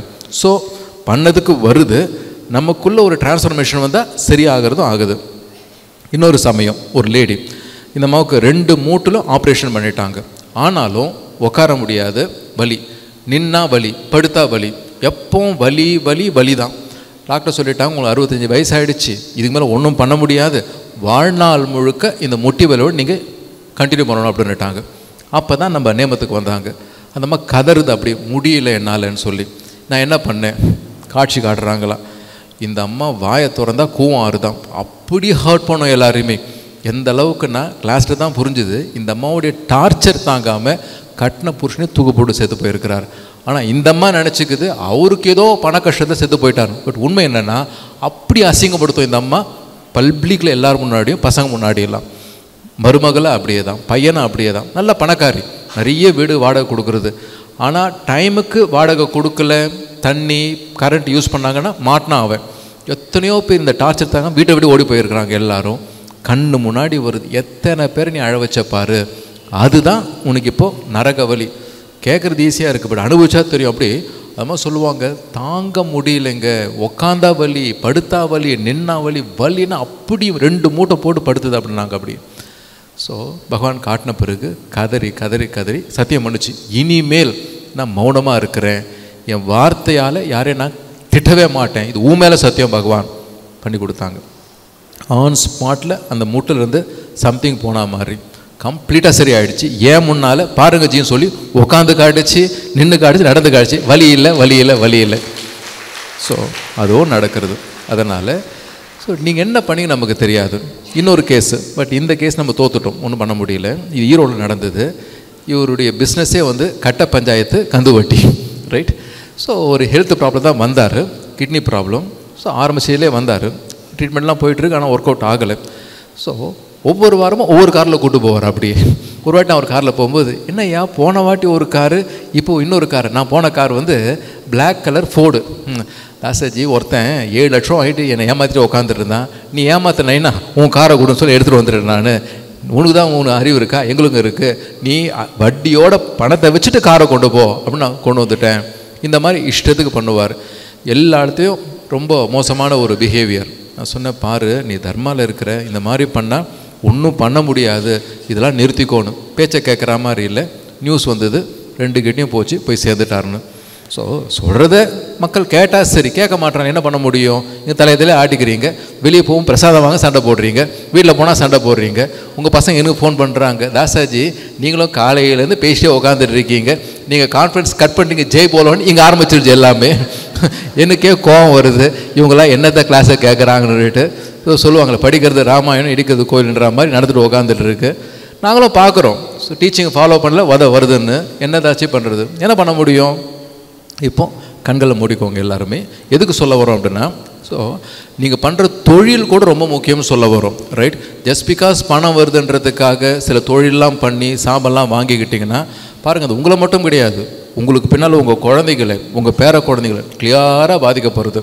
ஸோ அதனால் நீங்கள் பண்ணக்கூடிய தொழில் வியாபாரம், அதனால் உங்களுக்கும் அடுத்தவங்க நன்மை இருக்கா, கேர்ஃபுல்லாக இருங்க. பணம் வருதுன்றதுக்காக பல பேர் பாதிக்கக்கூடிய சில தொழிலெலாம் பண்ண ஆரம்பித்தோன்னா கர்மா விடுற மாதிரி இல்லை. இப்போ நெஞ்சு மேலே கை வச்சுக்கோங்க, கண்களை மூடிக்கோங்க.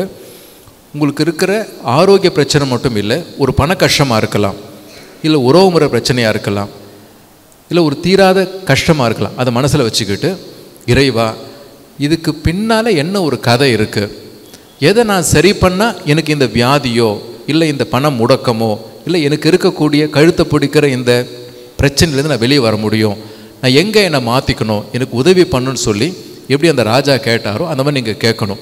இந்த பிரச்சனையினுடைய சூக்ஷ்மம் உயிர் எங்கே இருக்குது எனக்கு காட்டுன்னு சொல்லி நீங்கள் இப்போ கேட்கணும். உணர்ச்சி பூர்வமாக ப்ரேயரில் இருங்க. நம்ம பண்ணது தான் நம்மளை துரத்தி வந்து உதைக்குது. என்ன பண்ணீங்க இப்போ உங்களுக்கு காட்சியாக வரும். உங்களுக்கு தெரிஞ்சு வார்த்தையால் செயலால் நீங்கள் காயப்படுத்தின மனிதர்கள் மட்டும் இல்லை, மரம் செடி கொடி மற்ற ஜீவராசிகள் மனசார மன்னிப்பு கேட்கணும். யாரை காயப்படுத்துனீங்களோ அந்த நபர், அந்த பிராணிகள், அந்த ஜீவராசிகள் நினச்சி பார்த்து நீங்கள் மன்னிப்பு கேட்க கேட்க பரஞ்சோதிக்கிட்டேருந்து உங்களுக்கு அந்த ஆசீர்வாதம்ன்றது வர. எல்இடியை வாட்ச் பண்ணுங்கள்.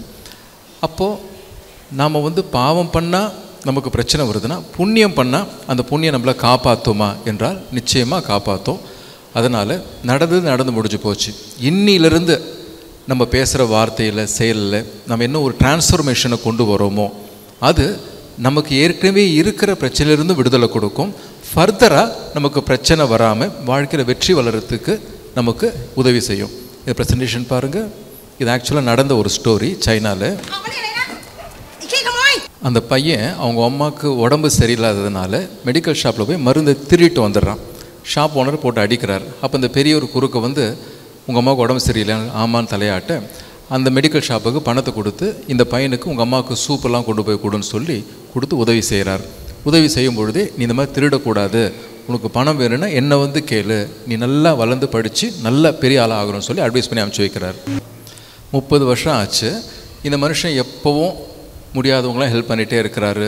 கடைக்கு யாராவது பிச்சைக்காரங்களாம் வந்தாங்கன்னா சாப்பாடெலாம் கொடுக்குறாரு. திடீர்னு ஒரு நாள் அவர் மயக்கம் போட்டு விழுந்துடுறாரு. ஹாஸ்பிட்டலில் அட்மிட் ஆகுறாங்க. அவருக்கு க்யூர் ஆகும்பொழுது பில்லு வருது, பல லட்சங்கள். என்ன பண்ணுறதுன்னு தெரியாமல் முழிக்கிறாங்க. அப்போ ஒரு மிரக்கல் நடக்குது. தட் இஸ் அந்த அம்மா வந்து கடையை வீடெல்லாம் விற்று அப்பாவுக்கு ஹெல்ப் பண்ணலான்னு நினைக்கும் பொழுது வீடு விற்கலை. அப்போது ஒரு லெட்டர் வருது, நீங்கள் 10 பைசா கொடுக்க வேண்டாம், உங்கள் அப்பாவுக்கு ஆக வேண்டிய மெடிக்கல் பில்லு எல்லாத்தையும் நானே அடைச்சிட்டேன், நான் வேறு யாரும் இல்லை, இந்த ஹாஸ்பிட்டல் ஓனர் டாக்டர் நான் தான், உங்கள் அப்பா சின்ன வயசில் எனக்கு உதவி செஞ்சு என்னை காப்பாற்றினார், அதுக்கு நான் பண்ணுற நன்றி காணிக்க இது இருக்கட்டும் என்று. சேவப்பிரதாத்தம்மா பகவானுக்கு. ஸோ இந்த கதையில் நம்ம என்ன தெரிஞ்சுக்கலாம் அப்படின்னா, நீங்கள் பண்ணது தான் இப்போ நீங்கள் ஹார்வெஸ்ட் பண்ணிகிட்ருக்கீங்க. இன்றைக்கி நீங்கள் இந்த ஹாலில் உட்காந்து இதெல்லாம் கேட்டுட்ருக்கீங்கன்னா எத்தனையோ புண்ணியம் பண்ணியிருந்துருக்கணும். எத்தனையோ ஜென்மத்தில் நீங்கள் புண்ணியம் பண்ணியிருந்தால் தான் இந்த ஜென்மத்தில் அம்மா பகவானுக்கு ரொம்ப க்ளோஸாக இருக்க முடியும், மக்களுக்கு சேவை பண்ண முடியும், முக்தி காட் ரிலீஸ் இதெல்லாம் பாசிபிள். இல்லைன்னா இங்கே வந்து கூட இருக்க முடியாது. ஸோ அப்போது இதெல்லாம் தாண்டி இப்போ பிரச்சனை வருதுன்னா எங்கேயோ இப்போ சில நம்ம நெகட்டிவாக பண்ணிகிட்ருக்கோம், அதனால் வாங்கி கட்டிகிட்ருக்கோம். இதை எப்படி சரி பண்ணுறது? இதுக்கு சில சாதனாலாம் சொல்ல போகிறோம். இதை உங்கள் பிரச்சனையினுடைய வீரியத்தை பொறுத்து, அது நீங்கள் 21 டேஸோ இல்லை 3 மந்த்ஸோ இல்லை 6 மந்த்ஸோ இல்லை 1 இயரோ கூட நீங்கள் கண்டினியூ பண்ணலாம். என்னென்னலாம் பண்ணணும்? நிறைய ஹெல்த் ப்ராப்ளம் இருக்குன்னா பசுமாட்டு கொஞ்சம் கீரை கொடுத்துட்டு வாங்க. நிறைய பெரிய பெரிய வியாதி இருக்குது, கேன்சரு இல்லை தீர்க்க முடியாத வியாதி இதுன்னா ஒரு 3 மந்த்ஸ் 6 மந்த்ஸ் கொடுத்துட்டு வாங்க. எத்தனையோ பேர் இதை பண்ணி இம்மிடியட்டாக அவங்களுக்கு ஒர்க் அவுட் ஆகிருக்கு. ப்ளஸ் சில பேர் சொல்கிறாங்க நைட்டு படுத்தா தூக்கமே வரமாட்டுறது, எப்போ பார்த்தாலும் ரொம்ப ஸ்ட்ரெஸ்ஃபுல்லாக இருக்குது, பயமாக இருக்குது, எப்போ என்ன பிரச்சனை எவன் வந்து உதைப்பான்னு தெரியல அப்படின்னா தெருநாய்க்கு கொஞ்சம் பால் வச்சுட்டு வாங்க. அது பண்ணும்போது ப்ரொடெக்ஷன் கிடைக்கிறது, ப்ளஸ் தூக்கமும் வருது. ப்ளஸ் காக்காவுக்கு கொஞ்சம் சாப்பாடு வச்சுட்டு வாங்க. பித்ரு தோஷமோ இல்லை கிரக தோஷமோ அதெல்லாம் க்யூர் ஆகுறது. 4வது மரக்கன்றுகள் நட பாருங்க, அல்லது இருக்கிற மரங்களுக்கு தண்ணி ஊற்ற பாருங்கள். அது பண்ணும்பொழுது நம்ம பிரெயின் ஷார்ப் ஆகுது, இன்டெலிஜென்ஸ் அவேக்கன் ஆகுறது, நல்ல விஷயங்கள் நடக்குது. ப்ளஸ் முடிஞ்ச அளவுக்கு பக்கத்தில் இருக்க ஏழைகளுக்கு ஒரு அன்னதானம் உங்கள் வசதிக்கு ஏற்ற மாதிரி. இந்த 5 விஷயம் பண்ணி பாருங்கள். ஒரு 21 டேஸ் பண்ணால் ரிசல்ட் வர ஆரம்பிக்கும். 3 மந்த்ஸ் பண்ணால் நல்ல ரிசல்ட் வரும். 1 இயர் பண்ணி பாருங்கள். இப்போ இருக்கிற கடன் பிரச்சனை, வியாதிகள், பல பிரச்சனைகள் இதெல்லாம் படிப்படியாக குறையிறத கண்ணு முன்னால் பார்க்கலாம். ப்ளஸ் இதோடு சேர்ந்து உங்கள் அப்பா அம்மா கிட்ட போய் நீங்கள் ரிலேஷன்ஷிப்பை செட்டில் பண்ணிக்கணும். ஏன்னா உங்களுடைய நிறைய ப்ராப்ளத்துக்கு அங்கேருந்து வருது. உங்களால் உங்கள் அப்பா ரொம்ப பெயின்ஃபுல்லாக இருந்தால் இப்போ நீங்கள் தலைகீழாக நின்னா கூட பணம் வரதில்லை. உங்கள் அம்மாவை நீங்கள் ரொம்ப ஹர்ட் பண்ணியிருக்கிறீங்க, அவங்கள வேதனைப்படுத்தியிருக்கீங்கன்னா தொட்டதெல்லாம் உதவாங்கிறீங்க, பிடிச்சி வச்ச பிள்ளையார் மாதிரி நிற்கிறது. அப்படி அப்டக்கிள்ஸ், நீட்லெஸ் அப்டக்கிள்ஸ். ஹஸ்பண்ட் ஒய்ஃப் உறவில் பயங்கரமாக சண்டை போட்டு டாமினேட் பண்ணிட்டு இருந்தீங்கன்னா, கணவர் மனைவியை பாதித்தாலோ மனைவி கணவரை பாதித்தாலும் 2 பேரும் உதவிடுறது. அப்படியே பணம் வருது, அப்படியே போயிடுறது. எல்லாமே மாற்றி ப்ராப்ளம் வந்துட்டுருக்கு. ப்ளஸ் உங்களுக்குன்னு சில உறவுகள் இருக்கிறாங்க, ரைட்? அவங்க தான் உங்களுக்கு ஹெல்ப் பண்ணாங்க. பட் அவங்களையே நீங்கள் கவனிக்க மாட்டீங்க, டார்ச்சர் பண்ணிட்டு இருக்கீங்கன்னாலும் லைஃப் நிறைய ப்ராப்ளத்தை க்ரியேட் பண்ணுறது. கொஞ்சம் உறவு முறைகளை நீங்கள் எப்படி இருக்கிறீங்க அது சரி பண்ணுங்கள். நம்மளால் அடுத்தவங்க சந்தோஷமாக இருக்கிறாங்களா வலி அனுபவிக்கிறாங்களா அங்கே இருக்குது, அங்கே மட்டும் கொஞ்சம் சரி பண்ணிங்கன்னா, ப்ளஸ் இந்த கர்மமய கோஷா ரெண்டுத்தையும் ஆட் பண்ணிங்கன்னா வித்தின் 21 டேஸில் உங்களுக்கு மிராக்கிள் நடக்க நீங்கள் பார்க்கலாம். பெஸ்ட்டு ட்ரீட்மெண்ட் கைகூடும், நீங்கள் எடுக்கிற முயற்சிகளை வெற்றி கிடைக்கும், இதெல்லாம் ஆட்டோமேட்டிக்காக நடக்கும். இப்போ நம்ம அடுத்த டாபிக் போகணாமல் இந்த டாபிக் மனோமய கோஷம். இதுதான் ரொம்ப ரொம்ப முக்கியமான டாபிக். கவனமாக கேட்போம் நாம் எல்லோரும்.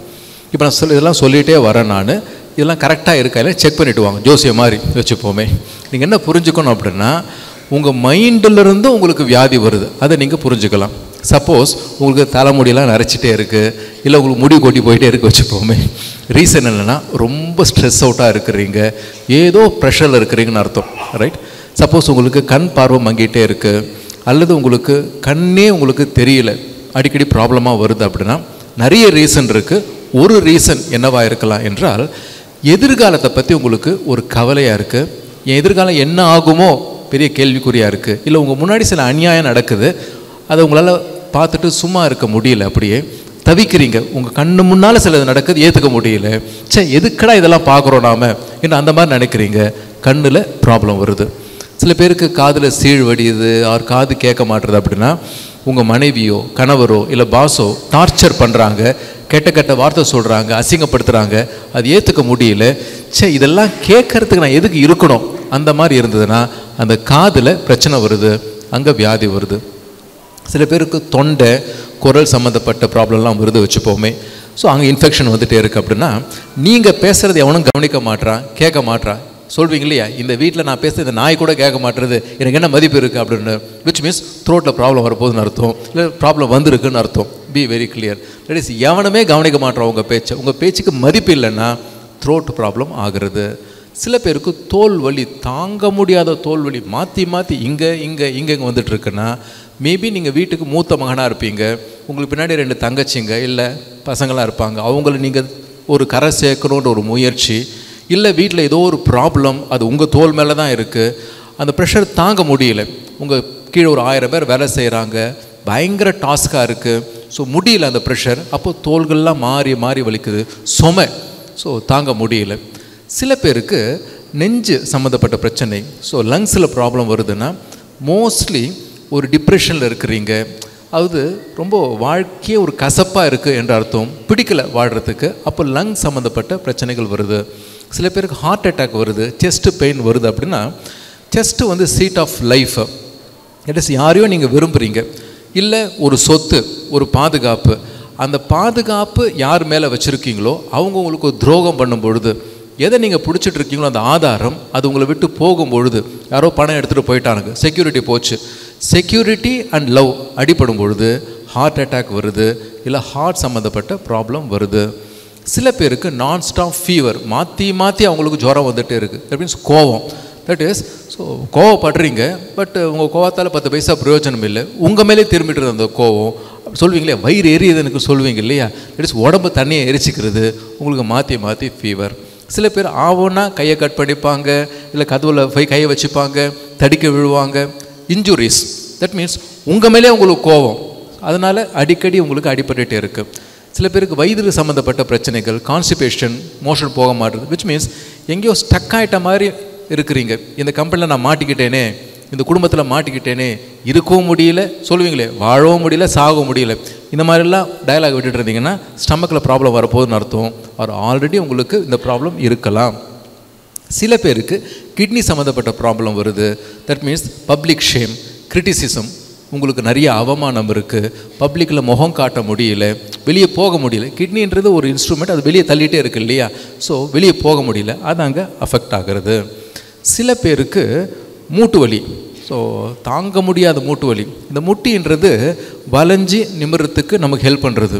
விச் மீன்ஸ் அடுத்தவங்க சொல்கிற கருத்துக்களை உங்களால் ஏற்றுக்க முடியல, நீ என்ன சொல்கிறது நான் என்ன கேட்குறது. ஸ்டபன் ஈகோ, ப்ரைடு அடிக்கடி உங்களுக்கு உள்ளே கொத்துது, அவன் சொல்கிறதுக்கு வளைச்சி கொடுக்க முடியல உங்களால், ஸோ அப்படியே நிற்கிறீங்க இல்லையா, அப்போது மூட்டு வலி பயங்கரமாக வருது. சில பேருக்கு உடம்பெல்லாம் வலி இருக்கும், சில பேருக்கு அடிக்கடி வலி வரலாம். திடீர்னு ஒரு தலைவலி வரும், இல்லை வயிற்று வலி வரும். டெம்பரரியாக வலி இருக்குன்னா எங்கேயோ அடுத்தவங்களுடைய அன்புக்காக ஏங்குறீங்கன்னு அர்த்தம். அது கிடைக்க மாட்டுறது. அதனால் டெம்பரரியாக சில வலிகள் வந்து போகலாம். ஆனால் சில பேருக்கு பர்மனெண்ட்டாக, சில பேரை நான் பார்க்குறேன், தாங்க முடியாத வலி, மாற்றி மாற்றி வலி வருது என்றால் எங்கேயோ ஒரு கில்ட் உள்ளே ஒளிஞ்சிட்ருக்கு. சம்டைம்ஸ் இந்த கில்ட் ரொம்ப ஜாஸ்தியாக போச்சுன்னா கேன்சர் வரைக்கும் கூட ஒன்று விட்டுடுறது. அப்படியே அது மேலே நம்ம ஒர்க் பண்ணால் அந்த பெயின்லாம் போயிடும். சில பேருக்கு கால் சம்மந்தப்பட்ட பிரச்சனை, குறிப்பாக பாதம் சம்மந்தப்பட்ட பிரச்சனை வருதுன்னா ஒரு ரீசன் என்னென்னா, அடுத்த ஸ்டெப் எடுத்து வைக்கிறதுக்கு தெரியல. நெக்ஸ்ட்டு என்ன பண்ண போகிறோம் ஒன்றும் புரியல, ஒரே கன்ஃபியூஷன், அப்படியே நிற்கிறீங்க, நெக்ஸ்ட் மூமெண்ட்டு தெரியல. அப்போ பாதம்லாம் உங்களுக்கு வலிக்கிறது. இன்னும் நிறைய சொல்லிகிட்டே போகலாம், இன்றைக்கி ஃபுல்லாக எக்கச்சக்கமாக இருக்குது எல்லாமே. பட் இது எல்லாம் அனலைஸ் பண்ணி பார்த்தா 4 பில்லர்ஸில் வந்து நிற்குது. இந்த 4 உடைச்சா இதெல்லாம் சரியாயிடும். இந்த 4 எமோஷன்ஸை நம்ம சரி பண்ணாலே நமக்கு 90% இந்த சைக்கோசோமேட்டிக் டிசீஸ்னு வெளியே வந்துடலாம். அந்த 4 என்னென்னா, நம்பர் 1 கில்ட்டு. எங்கேயோ என்னென்னமோ பண்ணிட்டீங்க, அதில் உங்களால் ஏற்றுக்க முடியல, உங்கள் மேலே உங்களுக்கு வெறுப்பு இருக்குது. அதை சரி பண்ணாலே உங்களுக்கு இருக்கக்கூடிய 20% ப்ராப்ளம் சால்வ் ஆகிடும்.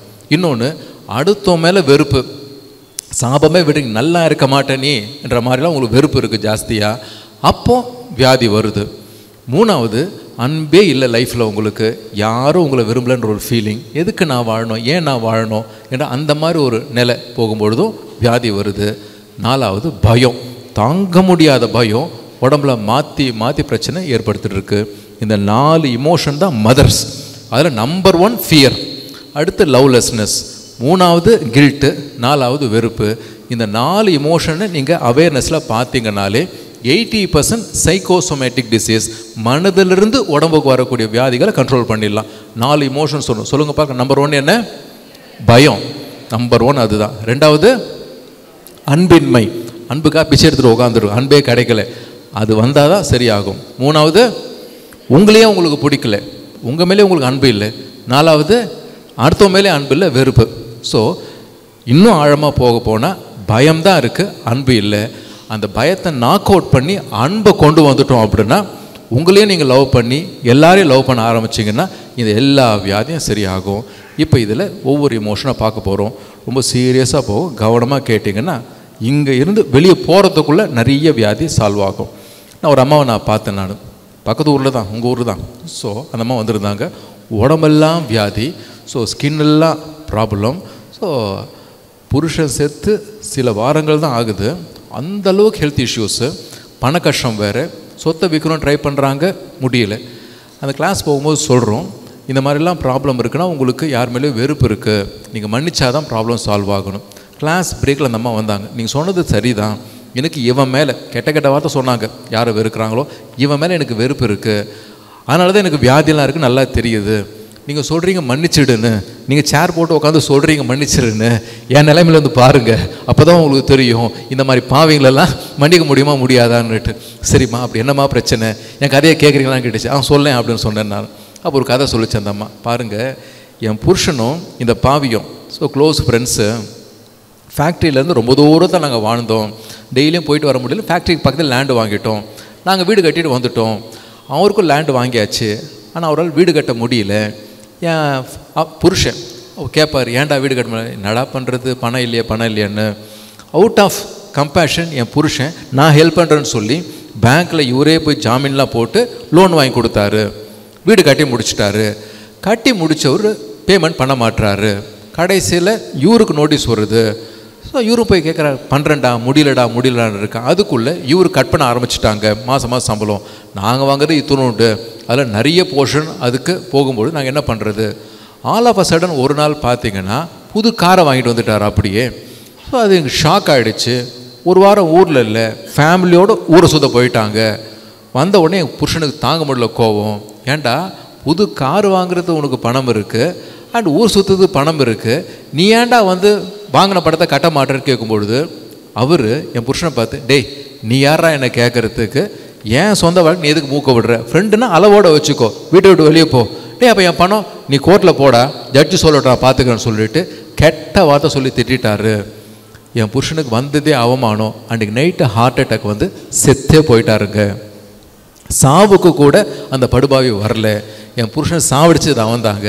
இப்போ சொல்லுங்க ஜி, அந்த ஆளை நான் எப்படி மன்னிக்க முடியும், எனக்கு அவனால் அப்படியே பற்றிக்கிட்டு வருது அப்படின்ட்டு காதறி காதறி அழுதாங்க.